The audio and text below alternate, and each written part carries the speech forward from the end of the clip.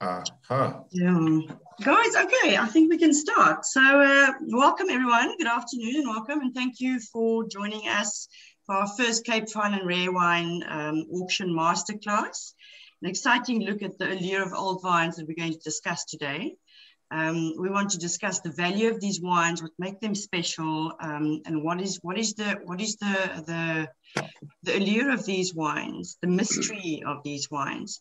The masterclass will really equip you as a bidder to understand the lot on offer for the auction, and it gives you a little bit more perspective on who's the brands and in-depth knowledge of this rare lot. Today we're going to welcome Andre Morgenthal, who is well known in the industry, professional and also the spokesperson for Old Vine Project and also the project owner. And certainly the most important body looking after these old vines in South Africa. Andre has an intimate knowledge of the stories of the old vines, so he's going to really give us an insider's look at these wines and what happens to these producers and what happens on their farms as well, which is going to be beautiful stories. He's going to, he'll be joined by, in the conversation with Miguel Chan, and Miguel is the group sommelier of Tsogo Sun. I think we're all familiar with Tsogo Sun in the hospitality industry. And is one of South Africa's foremost and respected sommeliers and a very, very good buyer at our auction as well, and very close friend of the auction. And he's definitely going to share his perspective is more on the consumer side. So I think it's these intimate knowledge of what does consumers want in the industry and from an hospitality perspective. So it's also to understand why he buys these wines and what will make him buy these lots on offer as well. So, and also please, I encourage you to interact with both Andre and Miguel, and you can use the question and answer button on your computers to ask the questions, and then please feel free to interact. Welcome, Andre and Miguel. Thank you very much. I'll log out now, but have a fantastic conversation. We'll see you later. Thank you, Sinai. Thank you. Thank you, Sinai. Thank you.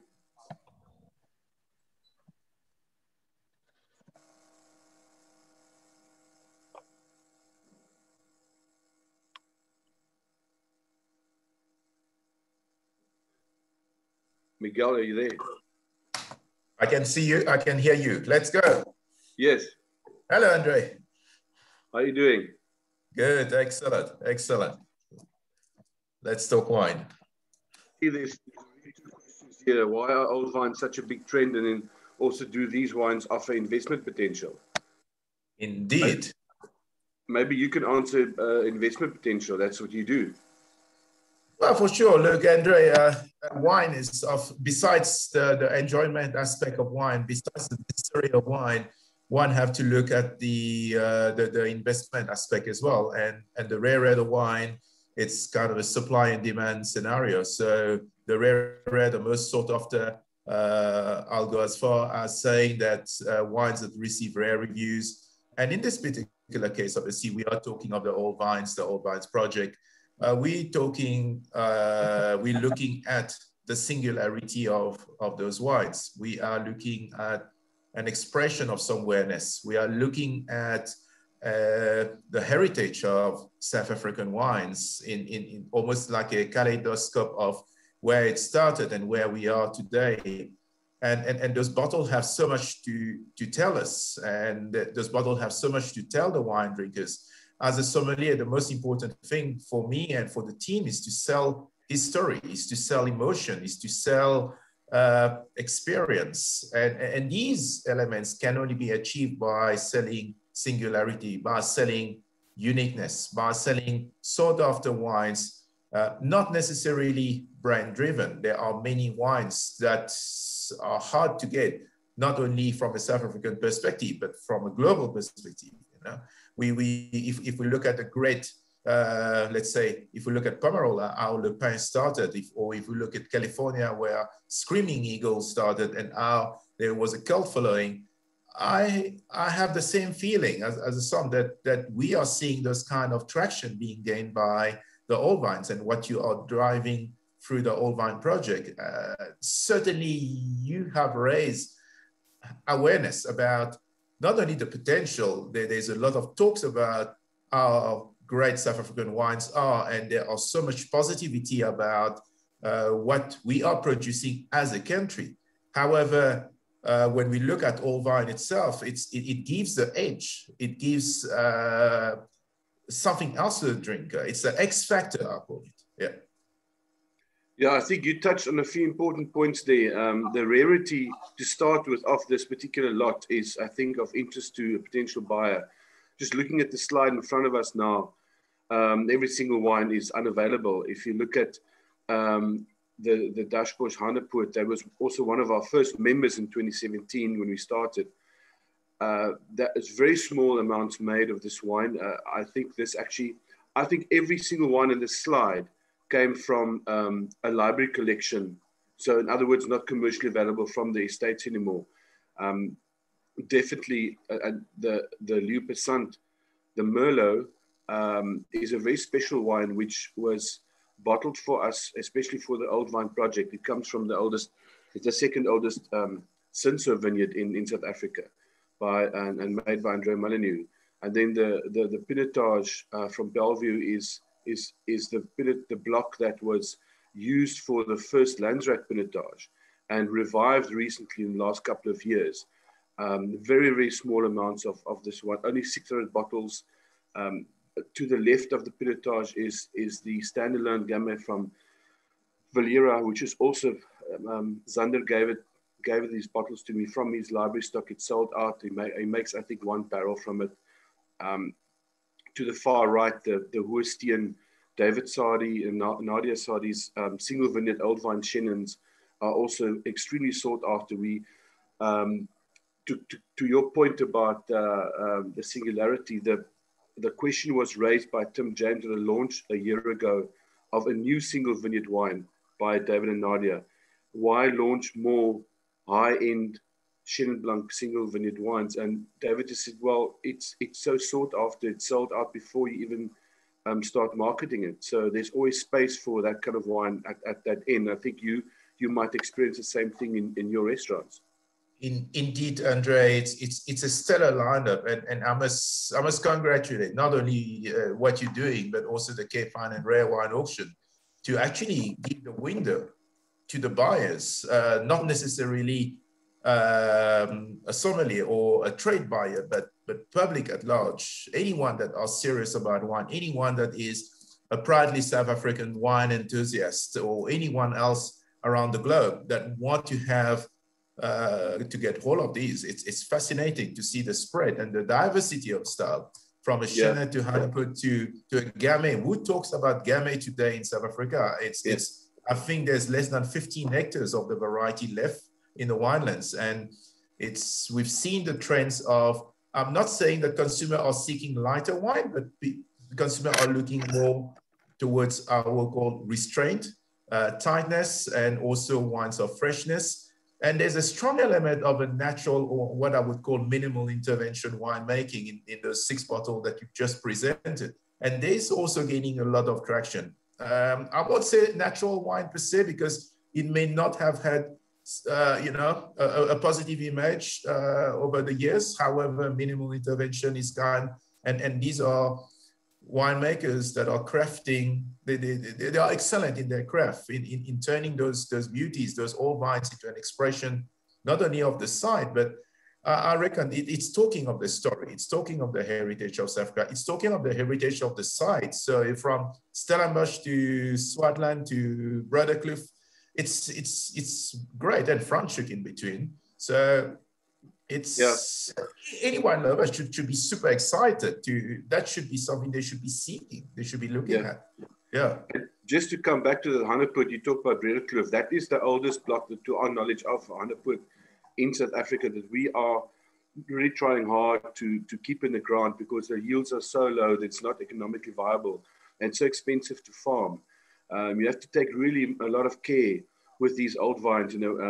Russa Kruger started the project almost 20 years ago with searching for these old vines and vineyards. And we're listening to her in terms of viticulture, and she's To get back to the wines, the Reineke wine is one of the vineyards that she's very intimately involved with, and this is our only pure biodynamic producer in South Africa. But this particular vineyard was almost being pulled out by the neighbor, and Johan Reineke woke up one morning and heard the caterpillar and ran out and saved at least more than half of the block, and making this beautiful wine from it. It is interesting. You touch about the cost of farming those vines and the drop in the yield. And something that I always say when I have the chance to talk to the clients, especially those that are really deep into their wines, is something that we don't often take notice of, is the cost of farming. And more importantly is the age of the vines through the lineup here. And with money, you can't buy those age back. Once those wines are gone, or once those bottles is finished, once those bottles have been consumed. And the element here, which we often use in our industry as SOMs, is we are selling emotion. And these are wines that shows not only, we've talked about the side, but it's the people behind it, the men that have nurtured the soil, that have pruned the vines over the decades. And it has stand the vagaries of the climate, of nature. And it's almost like telling, it's a book unfolding itself. And these are treasures that, yes, there are old vines around the world, but there is something unique about South Africa. There is uniqueness about the site. And these are national treasures. And everyone should make an effort to not only to support, but to seek out and to spread the word. And it will never, ever be available in huge amount. And truth be said, they are the great representation of what South Africa can do and achieve as part of uniqueness. Yeah, this is an important point about what it stands for, South Africa. When I was still with Wines in South Africa that does the generic marketing for our industry overseas, I saw already the interest from journalists and how it literally raised the image of South African wines internationally. And what we try to do at the moment is, with our project, is to find a solution for a sustainable business model for the grape growers. As you mentioned, the people behind the vineyards, the people are struggling. They're getting 2,000 Rand a ton, maybe at a cooperative. Our members pay up to 10, 15, 20,000 Rand a ton. And that solves a few problems on a farm where agriculture is challenging. So you mentioned the people looking after the vineyards. We have a training program, a pruning training program every year.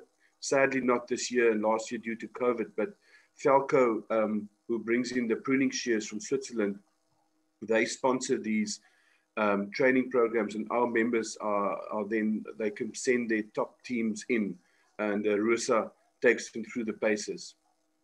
Fantastic. That is so great to hear, Andre. It shows how everything gets together. It shows you how that element of unity, either from the growers, the vineyards workers, and the winemakers, and it's fascinating. It's fascinating.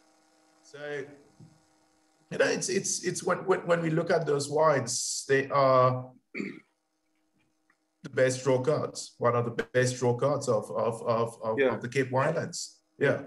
I want to get back to the questions here. Why are old vines such a big trend? And it was last week, the first Old Vine conference was held virtually. 700 people attended. Russ and I spoke on it as well. And I think South Africa is clearly leading the way, ironically, while you have much older vineyards in Portugal and Spain and Barossa and Napa. South Africa was the first to actually create the old vine category. If you walk into Caroline's wine shop in Cape Town, there's a category of old vines next to Sauvignon Blanc or Fair Trade or Cabernet or region. Singita has created a category on the wine lists with Francois Rottenbach, with his passion for the old vines. I mean, and there's a restaurant here in Stellenbosch called Fat Butcher. They've also got our logo next to our old vine members. So it's definitely catching on, and it's an international trend. And then finally, I think the most important aspect of this is the seal. So the Certified Heritage Vineyard seal, which I think we'll see in the next slide on one of the bottles. is very significant for South Africa, because we're the only country in the world that can actually trace our vineyard plantings back to 1900 via Salvis. That was you can't plant a vineyard without registering. So we have that authenticity, we have that traceability that no one else has got.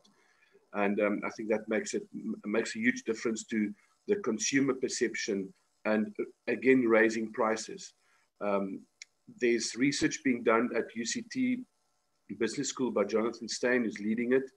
And it's clear that we can actually, the consumer perception, we can charge, let's say, 300 Rand a bottle for wine that says old vine.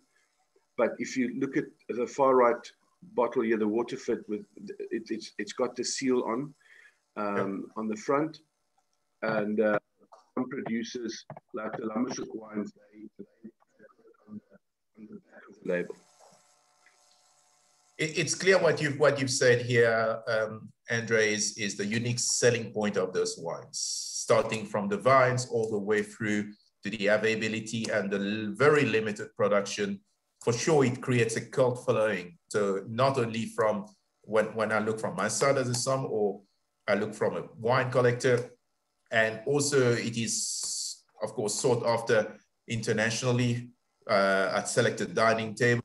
These are things that are positive for the future, that are great to ensure the sustainability of the project, the sustainability of those wines, and keep their roots in the soil itself. And awesome.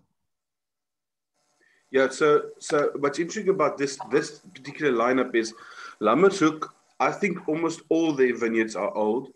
I think this year or next year, all the vineyards at Allure will be 35 years and older. And we haven't mentioned the age yet, but we'll get to that. But what's interesting about this lineup is these are producers, and not unsimilar to the others, but these are good examples of where we actually kept vineyards in the ground. Now, when I spoke to the Lammerhoek folk, they said they just the vines are so poor and struggling, but with the advent of the Old Vine project, they have a platform, so they can make 1 barrel or 2 barrels, very limited quantities, and save these vineyards, and then actually put a premium. So I saw a question there about the wines are priced too low. The wines we deal with the Old Vine project are all basically 350 to 1,000 Rand a bottle. The Cinso, for example, is easily over 1,000 Rand a bottle worth. I have the last 6 bottles. There's nothing left. And then obviously the Soldat with the Saudi family wines, which is one of the pioneers of old vines, along with people like Mark Kent that nurtured the old Semio in Franschhoek way before everybody was talking about old vineyards. He doesn't even put old vines on the label, but already in the late 90s, Mark Kent at Buchanan's saw the value of an old vine wine and what difference it makes. So what we're saying is it's not better than anything else. I mean, there are fantastic wines made from young vines. If you look at the Waterford, Shannon is from an old vine, but all their vines are young. I think 2 years' time, there's a Chardonnay block that will turn 35 years old at Waterford. But Kevin has such faith in the project that he asked us to source him some old vine Shannon because he wanted to be part of the project and what it stands for. Fantastic. No, that's fascinating. I think, Andre, it's good to give where our listeners today is when we look at the size of the Cape Vineyards, it is just under 100,000 hectares. Roughly how much are the old vines occupies in terms of percentage, or I guess you might have the total hectareage of those old vines out there. It will be great to share with us. It's about knowing what the treasures we have left. Yeah, it's as you said, we've got about 90,000 hectares, which of vineyard planting in South Africa, of which roughly 4% is 35 years and older. Obviously, every year there's new vineyards that reach the 35-year. So, but I always explain this in terms of thirds. The first third of our, let's say, 3,500 hectares of old vines it's looked after. And these are the wines you see on the screen here and the others and so forth. Proprietors and brand owners that have taken, have become custodians and looking at. So I don't have to worry about those blocks. It's the block in the middle that I'm worried about. I can't get there soon enough. Rico Besson at Vinpro always talks about saving the rhino sort of thing. And I can't get there soon enough for people to pull in, to convince them to keep the vines in the ground. And then the last third is really too sick and old and derelict and maybe planted on the wrong site and has to be pulled out. So I don't get tears in my eyes anymore like the first 2 years when I see vines being pulled out, because I understand better now that certain vines they have to go. So that's the extent of what we have. Of course, something you touch on, Andre, which is very pertinent and very important for any buyers to know, that all vines does not necessarily mean great wines. And as you say, if it's on the wrong side, obviously it's not going to produce the goods. And I guess there are criteria that you look into from the All Vine project, maybe 5 criteria, besides the age of being a minimum of 35 years and the growers itself. Any tips, any insiders information that is relevant, that is crucial to make it more exciting when one look at the category? Well, you've mentioned the rarity, and that's why it fits so nicely into the final rare auction, and this category exhibits exactly that. You know, I always sort of explain that a lot of people that collect wine or are in a position to buy these wines, they can afford to buy high-end vehicles or stay in a high-end neighborhood, but not everybody can put, for example, one of these wines on the table. It comes from a luxury goods background. You know, Mr. Rupert generously seed funded this project in 2016 after him and Russ have been talking for many years about how they can actually embrace the value of old vines for the benefit of the industry. And this has not come into fruition. And I'm really glad that he put his money towards this project, because we've come a long way in 4 or 5 years. So it's a valuable asset to our industry. That's great.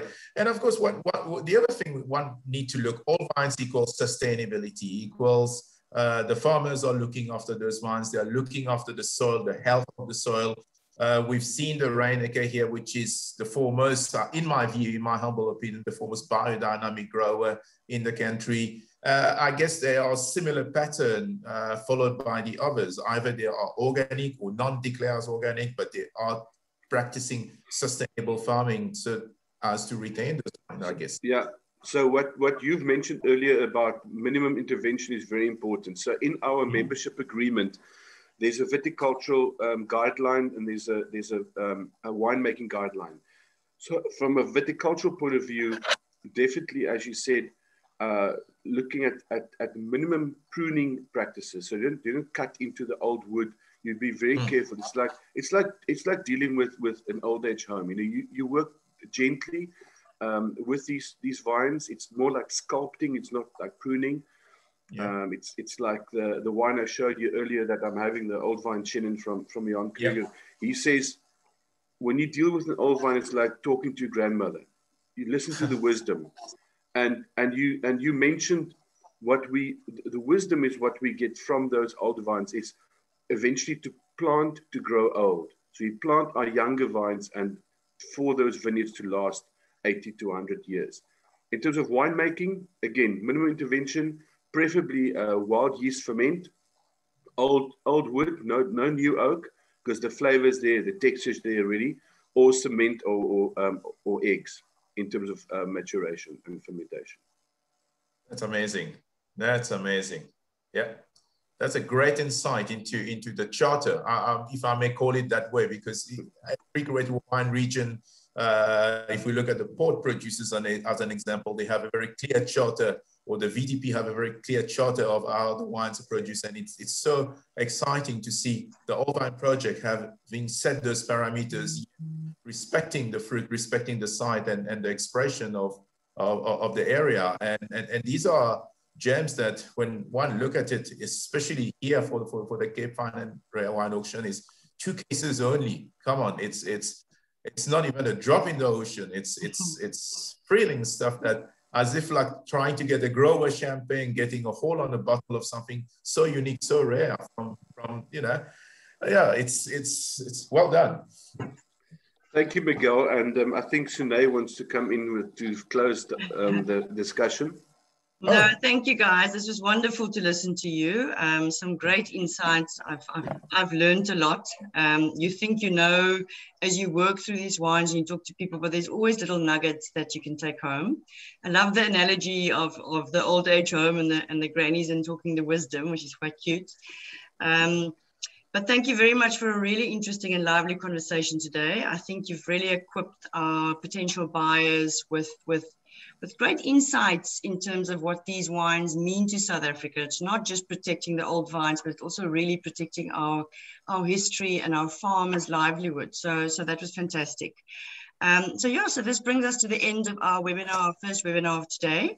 We will also share the video on all our social pages, but you can also go to our website, www.capefineandrarewine.auction, capefinerarewine.auction. If you haven't registered already, please do so for the 22nd of May. You can online, or you can indicate that you would like to come in person. But thank you very much for joining us, Miguel and Andre, and thank you so much for your insights today. It was a privilege. Thank you very much. Thank you. Thank Cheers, you, everyone. Bye. That's Cheers. a paddle. That's a paddle. Bidding.